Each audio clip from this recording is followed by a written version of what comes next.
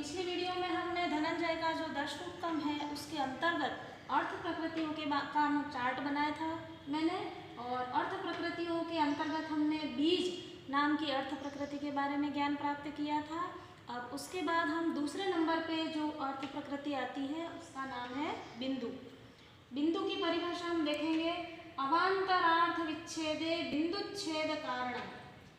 इस पूरे का मतलब है कि जो अवान्तर कथा अर्थात जब मुख्य कथा में कोई बाधा आ जाती है और फिर उसको जोड़ने वाला जो उपाय किया जाता है वह बिंदु है।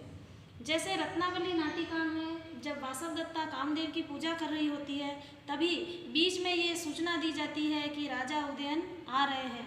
तभी सागरिका सुनकर यह कहती है कि यह वही राजा उदयन है जिनसे मेरी शादी की या विवाह की बात चल रही है। इस प्रकार उसके हृदय में राजा उदयन के प्रति आसक्ति उत्पन्न होती है और जिससे मुख्य कथा को गति मिलती है, तो उसी को हम कहते हैं बिंदु। तीसरी अर्थ प्रकृति हमारी है पताका। पताका का लक्षण है सानुबंधम पताकाख्यम, अर्थात वह प्रासंगिक कथा जो दूर तक चलने वाली है उसी को हम कहते हैं पताका। पताका का जो नायक होता है उसको पताका का सहनायक कहा जाता है, और जो कथा दूर तक चलती है जैसे रामायण में सुग्रीव की कथा है तो सुग्रीव है वह सहनायक है, और यह सहनायक मुख्य कथा में जो नायक होता है उसकी सहायता करता है, इसीलिए इसे पताका नायक भी कहा जाता है। और इसी तरह से दूर तक जो कथा चलती है वह हमारी पताका कहलाती है। नंबर 3 पे हमारा आता है प्रकृ च प्रवेश भाग।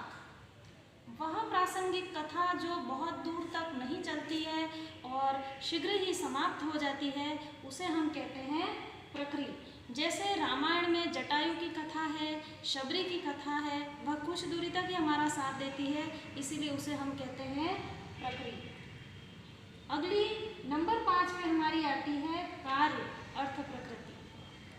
कार्य त्रिवर्गस्तच्छेदम एकानुबंधी च। त्रिवर्ग अर्थात धर्म, अर्थ और काम। किसी भी नाटक में धर्म, अर्थ और काम की फल की प्राप्ति बताई जाती है।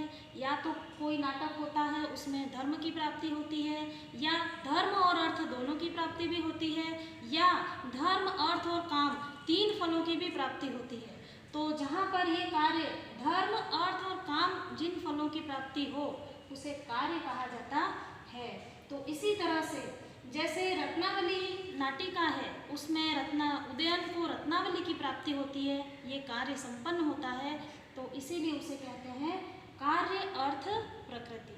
अर्थात धर्म, अर्थ और काम इन तीनों में से तीनों फल एक साथ भी प्राप्त हो सकते हैं और एक एक फल की भी प्राप्ति हो सकती है, तो उसे हम कार्य कहेंगे। इस प्रकार धनंजय ने अपने दशरूपकम ग्रंथ में 5 अर्थ प्रकृतियां बताई हैं, बीज, बिंदु, पताका, प्रकृ और कार्य, और इन्हीं सभी अर्थ प्रकृतियों के मिलने से नाटक संपूर्ण बनता है। और आज हमने अर्थ प्रकृतियों के बारे में जाना है। अगली वीडियो में हम 5 कार्य अवस्थाओं के बारे में ज्ञान प्राप्त करेंगे।